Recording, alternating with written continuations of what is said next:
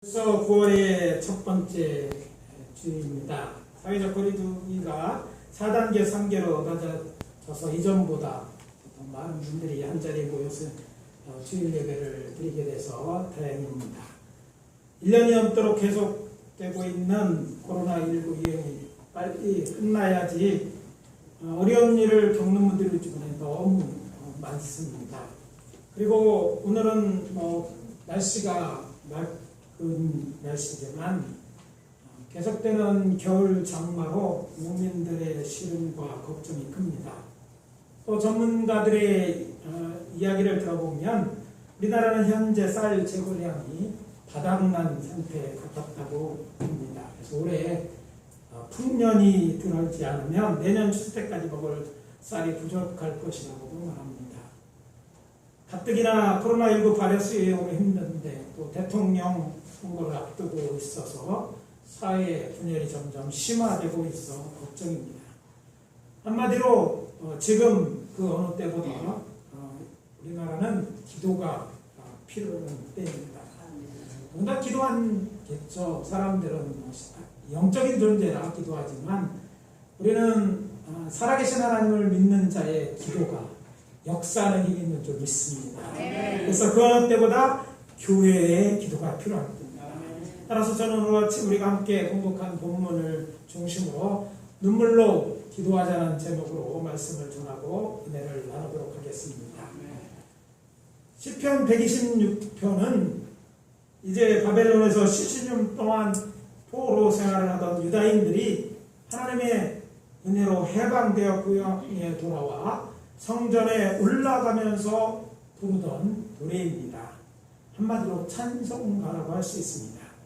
그리고 우리가 함께 봉독한 4절에서 6절은 비유의 시편 기자는 말합니다. 특별히 4절입니다. 여호와여 우리의 포로를 남방 시내들 같이 돌려보내소서. 여기서 남방은 있는 남방이 아니라 이스라엘 남쪽 지방 네게브를 말합니다.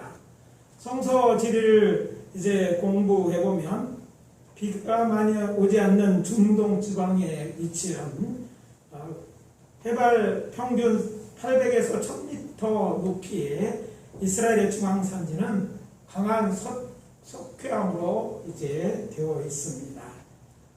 그리고 그 위에 흙이 얇게 덮여 있는 데 반해서 남쪽 네게브 지역은 이보다 낮은 지역이기도 하고 연한 석회암 지대로 되어 있습니다. 그래서 저 산 위에 비가 내리면 땅에 스며드는데 이 스며든 물은 강한 석회암 때문에 밖으로 나올 수 있는 샘들이 많지 않습니다. 이 산지에는. 대신 아래쪽에 있는 남쪽 네게브의 연한 석회암 지대는 이리로 와서 이제 샘이 흘러 나오는 것입니다. 남방은 원래 메마른 땅인 광야입니다. 이렇게 비가 내리거나 어떻게 됐든지 비가 내리거나 갑자기 샘물이 솟아나 흐르면 아무것도 없어 보이는 이곳은요, 풀이 자라나고 꽃이 피어 장관입니다. 불과 며칠 새에 확 변하는 것이죠. 자연이치가 그렇듯이 말라 비틀어져 있던 식물이 깨어나 싹을 틔우고 잎을 내어 꽃을 피우고 열매를 맺어 이런 척박한 환경에서 생존하는 것입니다. 이런 곳에서 살아가는 농부를 생각해 보십시오.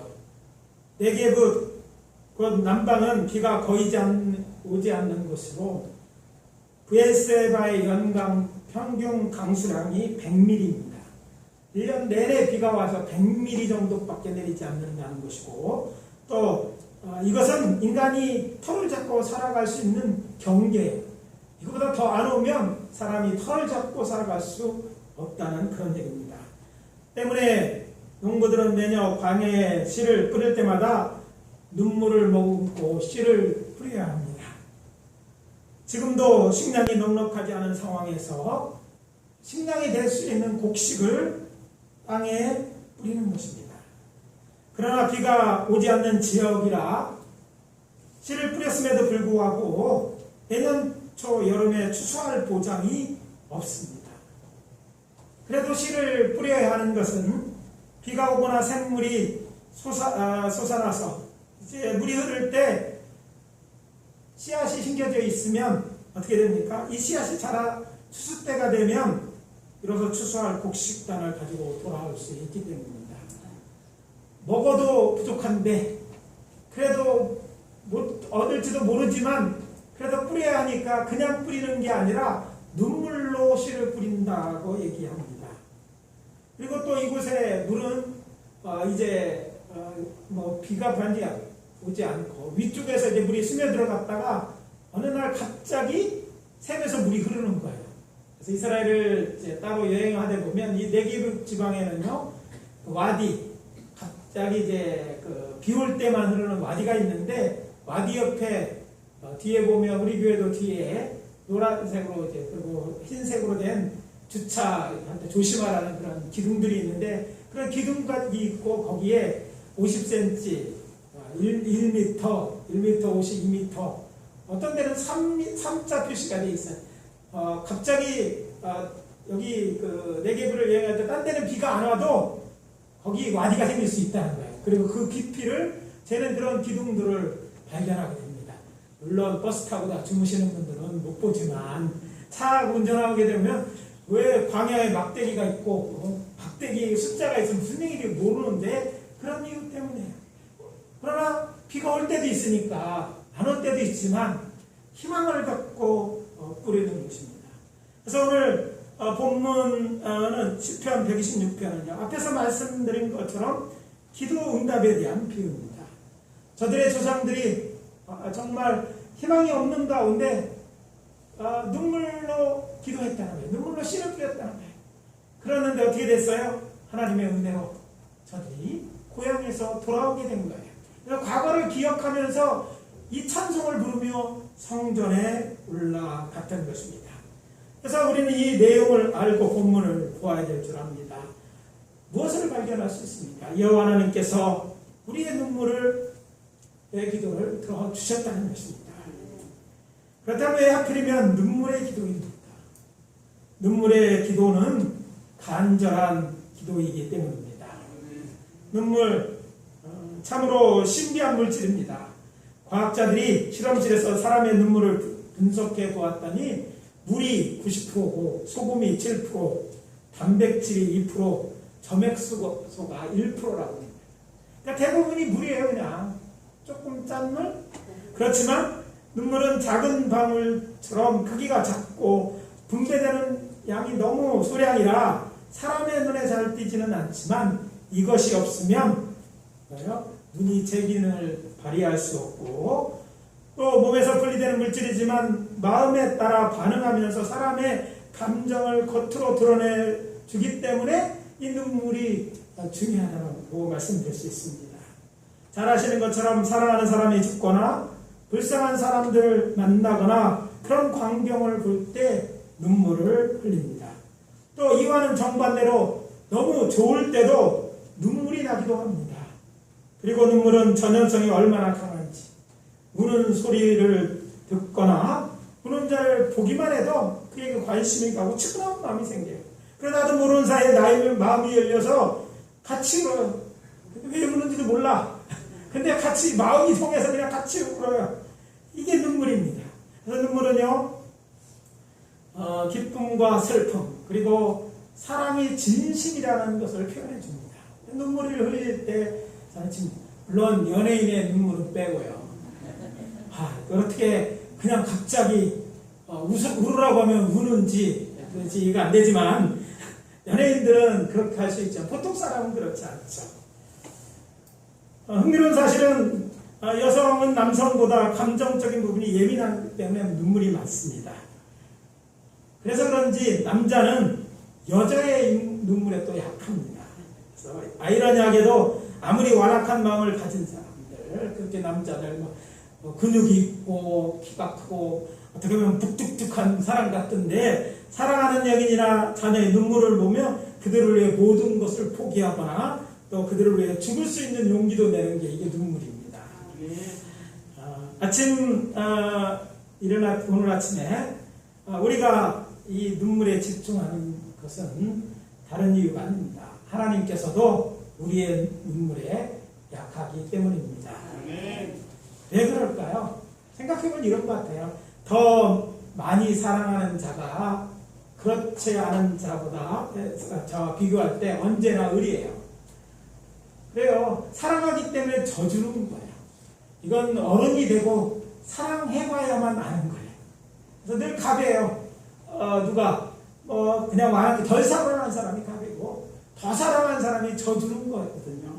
하나님은 우리 하나님 아버지이시기 때문에 그것도 사랑이지 않습니까? 사랑하는 아버지이기 때문에 당신의 사랑하는 우리 자녀들을 사랑하는 마음 때문에 자녀들의 눈물에 약하신 것이죠. 앞에서 말씀드린 것처럼 눈물은 사람을 움직이는 힘이 있습니다. 뿐만 아니라 하나님의 마음도 움직이기도 합니다. 눈물로 기도할 때 하나님께서는 우리의 눈에 흐르는 눈물을 깨끗이 씻어주십니다. 기도하면서 흘리는 눈물은 기도자의 믿음과 간절함이 담겨져 있기 때문입니다. 선지자 이사야는요, 이사야서 25장 8절에서 만군의 주 여호와께서 모든 얼굴에서 눈물을 씻기시며 그 백성의 수치를 제하시라고 말씀하십니다. 이사야의 이 말씀을 묵상하면서 저는 손에 손수건을 들고 자신의 백성들의 눈에 흐르는 눈물을 씻어주시는 하나님의 모습을 상상했습니다. 사도 요한은 밤모선에서 본 이상 중에 하나님께서 제 눈에서 모든 눈물을 씻기시는 것을 보았다고 말합니다. 계시록 7장 17절, 21장 4절에서 그렇습니다. 이 세상은 눈물이 있는 세상이지만 하나님의 나라는 눈물이 없는 나라입니다. 하나님의 아버지는 우리들의 눈에서 눈물을 씻어주시는 분입니다. 예수님도 죽은 아들의 시체를 앞세우고 울고 가는 나인성 과부의 눈물을 보시고 그가 요구하지도 않았는데 그의 아들을 살려주시지 않으셨습니다. 세상은 점점 더 죄악으로 물들고 있습니다. 영적으로 황폐해지고 있고 점점 힘을 잃어가고 있는 한국교회를 보면서 지금 이 한국교회가 시편 126편의 5절처럼 눈물로 기도해야 되는 때라고 생각해서 다음과 같이 권면합니다.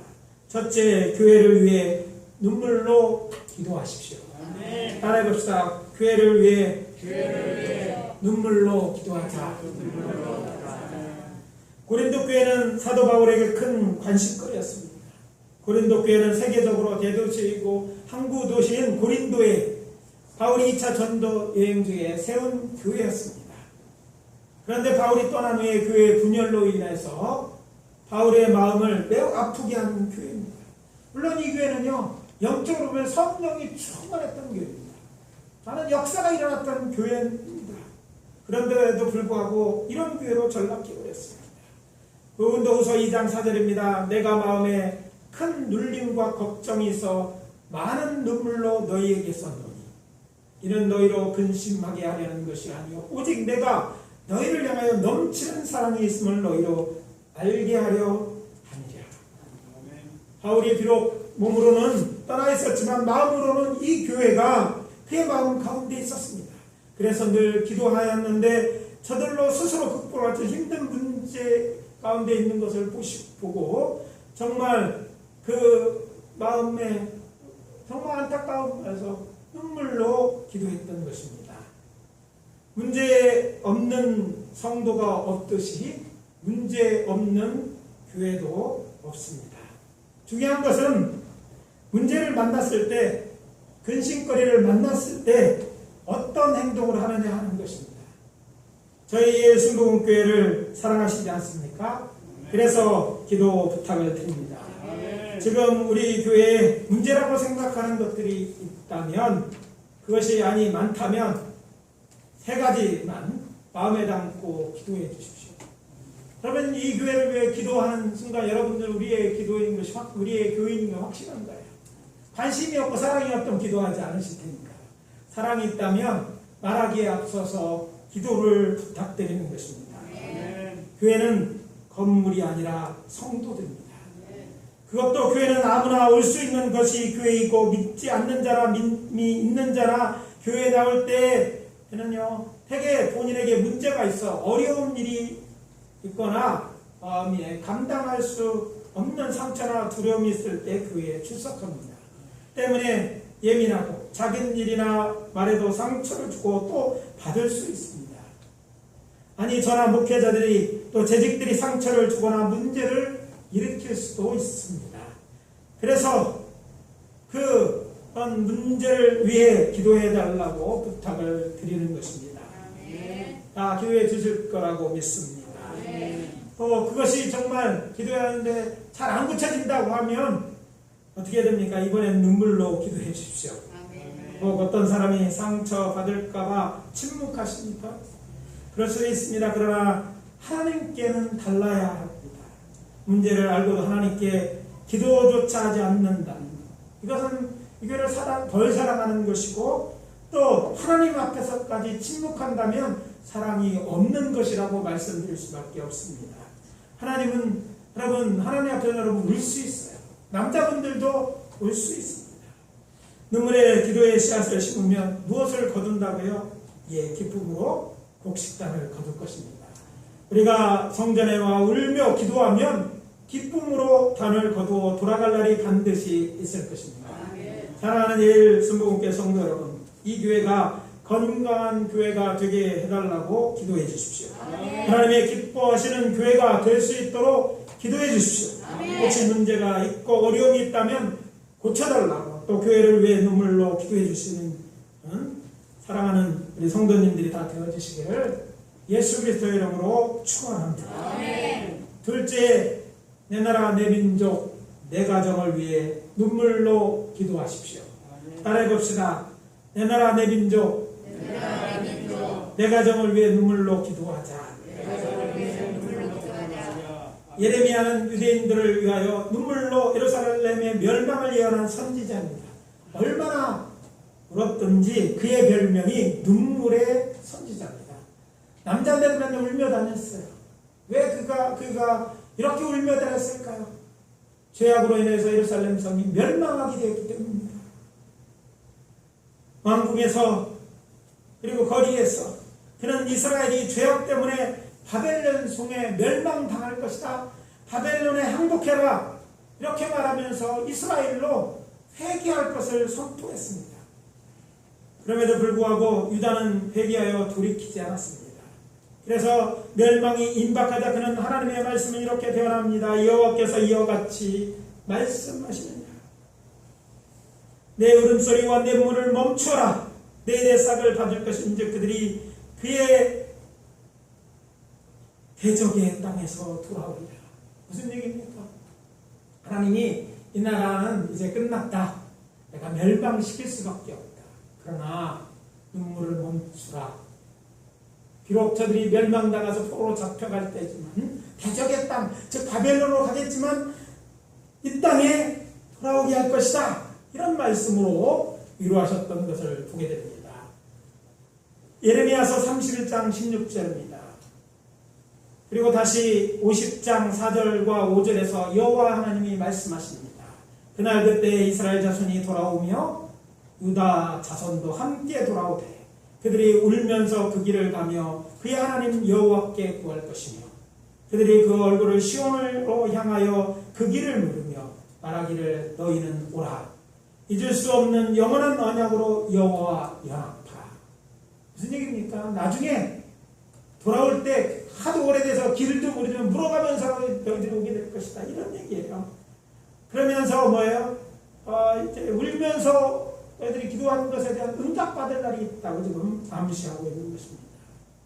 신약 성경에는 예수님께서 공생애 동안 3번 우신 것으로 기록하고 있습니다. 그 중에 2번은 복음서에 기록되어 있습니다. 언제 어디입니까? 나사로의 죽음 앞에서. 또 공생의 마지막 한 주간에 예루살렘 성을 보시면서 예수님은 우셨습니다. 그리고 무엇보다 더 이것은요, 주의 명령이기 때문에 우리가 울며 기도해야 됩니다. 머리에는 가시관을 쓰시고 채찍에 온몸이 피투성이 되어 십자가를 지고 골고다 언덕길을 오르시던 예수님. 가슴을 치며 당신을 위해 슬피 우는 여인을 향하여 말씀하십니다. 예루살렘의 딸들아, 나를 위하여 울지 말고 너희와 너희 자녀를 위하여 울라. 누가복음 23장 28절입니다. 우리도 이 나라와 이 민족, 우리가 사랑하는 가족들을 위하여 울며 기도해야 합니다. 특히 여러분의 부모, 형제, 그리고 자녀의 구원을 위하여 울며 기도하십시오. 어거스틴의 어머니 모니카의 눈물의 기도로 탕자 어거스틴이 돌아와 성 어거스틴이 되지 않습니까? 우리는 못해도 하나님은 저들의 마음을 변화시킬 수 있습니다. 그래서 우리가 기도하는 것이고 기도해야 되는 이유입니다. 지금 이 나라, 이 민족 어떻습니까? 정말 이 나라의 민족 심각한 데가 이르지 않았습니까? 많은 사람이 세상에 쾌락의 포로가 되었고, 또 보면 어떻습니까? 죄악에 붙잡히고 술이나 또 마약 같은 데 중독에 붙잡혀 사는 사람들이 많습니다. 하나님 자리에 돈이 있는 사람, 거기에 빠져 사는 사람들이 얼마나 많습니까? 이들이 저대로 되면 어떻게 되겠습니까? 이 나라도 망하는 거예요.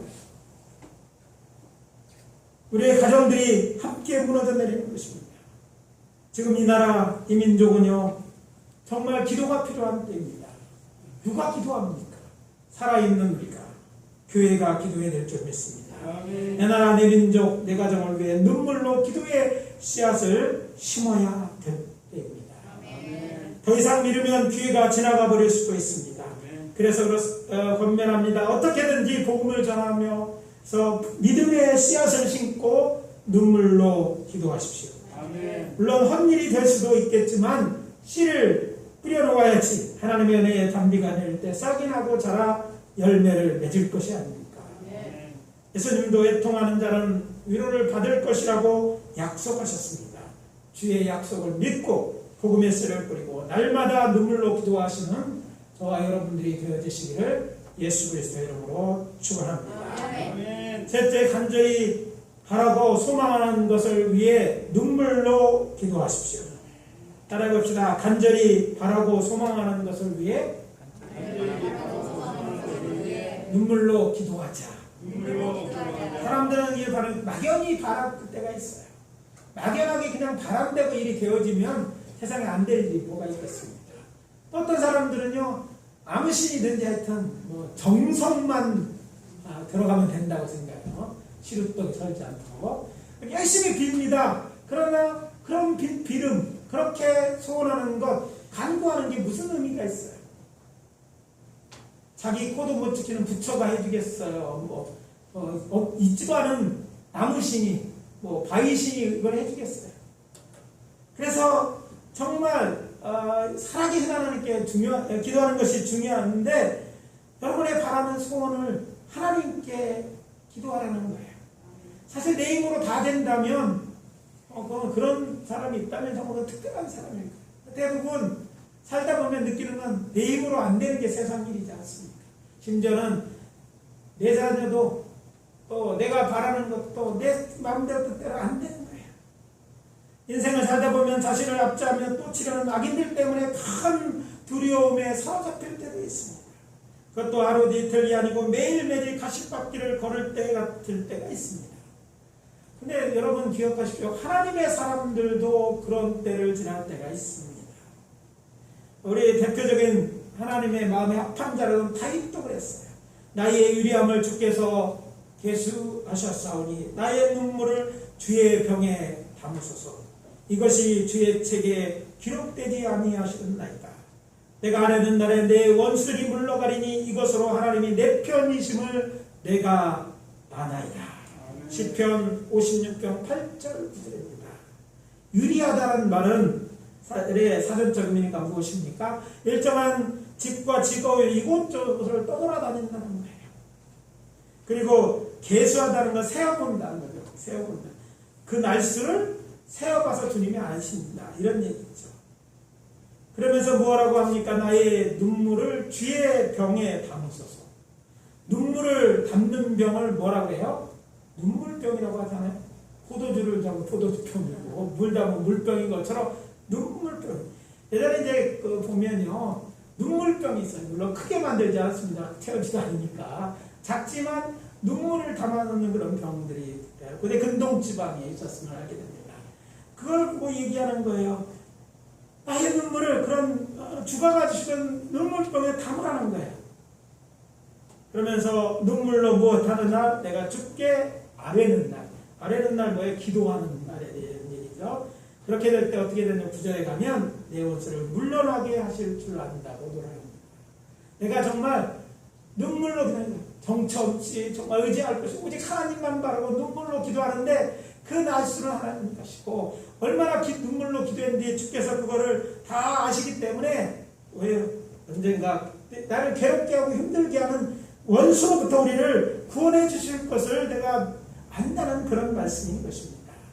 그래서 하나님을 의지하고 눈물로 기도하고 찬송하면서 주께 도와주실 것이라고 다윗이 고백하고 있는 것이 바로 시편 56편입니다.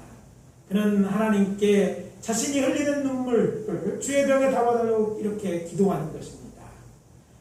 하나님께서 당신이 사랑하는 자들이 기도하며 흘리는 눈물을 병에 담아놓는 모습을 상상해 보십시오. 그러면 알 수 있습니다. 다윗은 사람은 모를 수 있지만 하나님께서는 자신이 언제 어디서 눈물로 기도했는지 그리고 그 내용이 무엇인지 알고 계신다고 믿었다는 말입니다. 그렇습니다. 사람은 몰라도 하나님은 아십니다. 아멘. 한 집에 살아도 모를 수 있어요. 그러나 하나님은 아세요.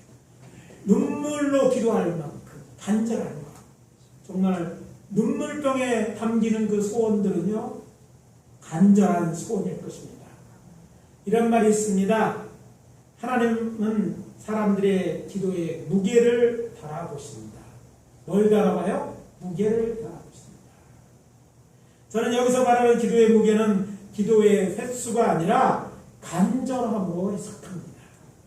그렇기 때문에 시편 56편에서 다윗이 말한 주의 벽에 담긴 눈물은 우리의 간절함의 무게일 것입니다. 앞에서 저는 예수님이 3번 눈물을 흘리셨다고 말씀드렸습니다. 그런데 놀라운 사실은 복음서에는 딱 2번 나오죠. 그렇다면 그것을 어떻게 알 수 있습니까? 그 퍼즐의 마지막 조각이 히브리서 5장 7절입니다. 여기에 보면 예수님께서 겟세마네 동상에서 자기를 죽음에서 능히 구원하실 이에게 심히 통곡과 눈물로 간구와 소원을 올렸다고 기록하고 있습니다. 여기를 통해서 예수님이 이때도 오셨다는 걸 알 수 있는 거예요. 예수님께서도 이렇게 눈물로 기도하셨어요. 왜 기도하셨을까? 지금 무엇을 앞에 놓고 있어요? 십자가를 지시는 것을 앞에 놓고 있는 거예요. 사실 예수님이 이 땅에 하나님으로 이 땅에 오신 후에 어떤 일을 주님은 행하셨습니까? 하나님이 인간이 되는, 하나님이 신의 비하라고 그러죠. 자기를 낮춰 인간이 되셨어요. 영이신 하나님이 죽을 수 있는 인간의 몸을 입고 이 땅에 오셨습니다. 화려한 곳이 아니라 정말 구유에 가셨고 또 가난하고 또 나면서 또 생명의 위협 가운데 살아가셨어요. 하나님의 말씀대로 사셨습니다. 그리고 그의 성령으로 그가 이제 침례받을 때 성령으로 충만받은 후에 나가서 복음을 전했어요. 그런데 이런 일을 감당해 오셨던 주님도 십자가 앞에서는 정말 두려운 마음이 있었다는 것을 알 수 있습니다. 왜 십자가가 두려웠을까요? 그것은요, 한 번도 그가 경험해 보지 않은 일입니다. 신에게 죽음은 있을 수 없는 일이에요. 그러나 그가 인간의 몸을 입은 순간 죽을 수 있는 인간이 되었고, 그리고 자신은 죄가 없지만 세상 죄를 지고 세상의 그 어떤 죄보다 큰 죄인으로 죽어야 되는 거예요. 죽는다는 것은 단지 잠깐 참으면 되는 게 아니라 이것은요, 그의 사랑하는 하나님으로부터 여호와 아버지로부터 버림받는 일이었어요. 이 일을 그가 감당해야 됐어요. 당신의 제자들이 그를 버리고 당신의 내벽천사를 그를 배반하고 당신의 백성들이 저를 십자가에 못 박으라고 하는 이런 것들을 다 감내해야 되는 거예요. 이 엄청난 일을 앞에 놓고 그리 시작되기 그 새벽에 겟세마네 동산에서 기름틀이라고 말씀드렸어요. 겟세마네 자신의 몸을 짜면서까지 물땀방울이 붓방울이 되기까지 간절히 기도했습니다. 이 사명 감당할 수 있게 달라고 기도한 줄 믿습니다. 죽음을 이기고 십자가 달려 돌아가심으로 생명의 길이 되기 위해서, 그래서 인류 구원의 오래된 하나님의 꿈을 이루게 하기 위해서 그는 십자가를 지고 나가 죽어야 되는데 그걸 감당할 힘을 구하였다는 거예요. 그래서 남을 위해가 아니라 인류를 구원하기 위한 일을 위해서 그것을 감당해낼 수 있다고 해달라고 하나님 앞에 성자 하나님이 눈물로 기도했던 것입니다. 믿음이 강한 사람은 심지가 곧고 광지가 흔들리지 않는 사람을 말하지만 그렇다고 눈물이 없는 사람을 말하는 것은 아닙니다. 아니, 하나님을 의지하여 그분 앞에서만큼은 눈물을 보일 수 있는 사람, 눈물로 사랑하는 자들을 위하여 맡겨진 소명을 위하여 기도하는 자들이 정말 믿음이 강한 사람인 줄 믿습니다. 기적이 필요하십니까? 아직도 해결하지 못한 어려운 문제들이 있습니까? 이루고 싶은 꿈이 있습니까? 우리의 눈에서 우리의 눈물을 씻기시는 하나님의 손길을 사모하면서 심한 통곡과 눈물로 하나님께 우리의 간구와 소원을 아뢰십시오. 시편 126편의 기자의 고백처럼 여러분도 하나님의 전을 향하여 올라가면서 하나님을 이렇게 찬송하게 될 것입니다. 눈물 흘리며 씨를 뿌리는 자는 기쁨으로 거두리로다. 아멘. 아멘이십니까? 하나님은 변함이 없는 하나님, 여러분에게도 그런 찬송이 나오게 하실 줄 믿습니다. 오늘 말씀 마무리합니다. 어려운 문제를 만났거나 간절한 소원이 있다면 눈물로 기도하시기 바랍니다. 내가 이렇게 기도했는데 안 들었다, 안 됐다, 뭐 이렇게 쉽게 생각하지 마시고요. 정말 간절히 기도하십시오. 눈물의 기도는요, 하나님의 마음도 움직이기 때문입니다. 그래서 눈물로 기도해서 하나님의 마음을 움직이면, 하나님이 하시면 불가능한 일도 가능하게 될 줄 믿습니다. 기도하면서 흘리는 눈물에는 여러분의 믿음과 간절함이 담겨 있습니다. 하나님께서 도와주셔서 우리로 하나님을 찬송하게 하실 것입니다. 눈물로 기도함으로 바벨론의 포로에서 들어와 성전에 올라가면서 찬송하던 이스라엘 자손처럼 기도 응답을 받는 저와 여러분들이 다 되어주시기를 예수 그리스도의 이름으로 축원합니다. 축원합니다. 예수님 지금도 살아계셔서 우리의 기도에 응답하실 것입니다. 이 시간 기도의 시간을 잠깐 갖도록 하겠습니다. 한 1분 좋겠습니다. 여러분들의 바라는 것입니다. 여태까지 기도했는데 안 되는 것이 있어요. 그게 가정구원의 문제입니까? 치료의 문제입니까? 골치 아픈 어떤 문제입니까? 하나님 앞에 이 시간 간절히 기도합시다. 하나님이 들으시는 줄 믿습니다. 주여 한번 내주에 잠깐 기도하고 제가 마무리하도록 하겠습니다. 기도합니다. 주여! 아버지 하나님, 주의 은혜와 사랑을 감사합니다. 하나님께서 저희들을 사랑하셔서 오늘 저희들에게 이 말씀을 보내시고 우리로 기도하라고 말씀하시는 줄 믿습니다. 아버지 하나님, 우리가 눈물로 기도할 때 하나님이 들으시는 줄 믿습니다. 우리의 기도에 응답하시는 하나님, 우리의 기도에 응답하시는 하나님, 우리의 기도를 들어 응답하여 주시옵소서. 우리로 아버지 하나님이여 하나님의 은혜를 있게 하시고 우리의 삶 가운데 기적이 체험되게 도와주시옵소서. 특별히 아버지 하나님 9월 가족들이 모이는 일대입니다. 우리 사랑하는 가족의 구원을 위하여 기도할 텐데 아버지 하나님이여 올해는 이번에는 아버지 하나님 우리의 가족들이 구원받는 자가 있게 하시고 한 가지로 예수 믿고 구원받는 귀한 역사 믿음의 가정을 이룰 수 있도록 축복해 주시옵소서. 이제까지 이루어지지 않지만 아버지 하나님 다시 한번 눈물을 뿌리며 기도합니다. 주여 우리의 기도하는 것 아버지 하나님의 기도를 눈물병에 담으시옵소서. 하나님 기억하시고 아버지 하나님이여 역사하여 주시옵소서. 우리의 기도할 속에서니 하나님 도우시고 하나님 일하여 주시옵소서. 사람들에게 감동을 주시고 하나님이여 저희들에게 능력을 주시고 입술에 권세를 주시 이루어 주시고 하나님 영광을 받아 주시옵소서. 오늘 이 말씀으로 우리에게 해주시는 아버지 우리로 기도하게 하시고 또 하루는 우리가 눈물로 기도할 때 응답하시기 위함인 줄 믿습니다. 좋으신 우리의 하늘 아버지여 우리의 문제를 하나님 앞에 내놓습니다. 하나님밖에 의지할 수가 없어요. 하나님 앞에 내놓습니다. 하나님 들으시옵소서. 하늘 아버지여 우리 아버지는 당신의 자녀들의 간절한 소원이 아버지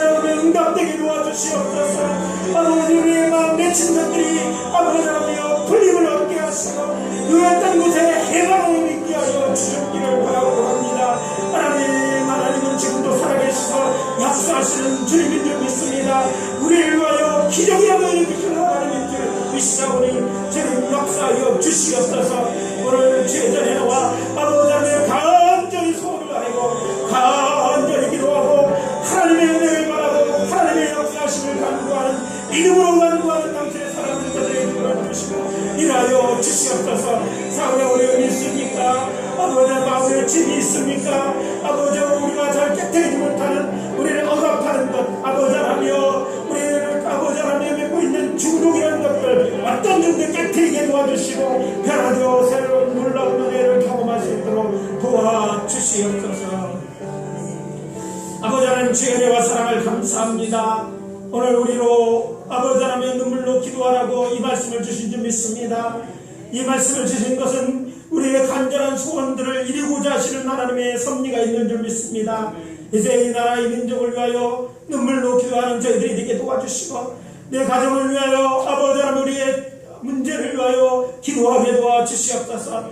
가족의 구원을 위하여 형제자매들과 아버지 하나님 우리 가족의 평안과 우리의 일을 위하여 아버지 하나님 기도하는 기도를 들어 역사하여 주시되 우리의 기도에 응답하여 주시옵소서. 눈물로 기도하오니 우리의 간절함과 우리의 아버지 하나님 바라는 것들에 하나님 역사하셔서 기도에 응답해 주시옵소서. 그래서 오늘도 우리의 기도를 들으시는 하나님을 찬양하고 그것으로 아버지는 또 하루 또 한 해를 살아갈 수 있는 힘과 용기를 얻을 수 있도록 은혜 베풀어 주시옵소서. 하나님은 사랑이 많으신 하나님인 줄 믿습니다. 우리의 하늘 아버지 좋으신 하나님 아버지는 우리의 기도를 들으시는 아버지 하나님인 줄 믿고 기도합니다. 우리의 기도에 응답하여 주시옵소서. 예수 그리스도의 이름으로 기도합니다. 아멘.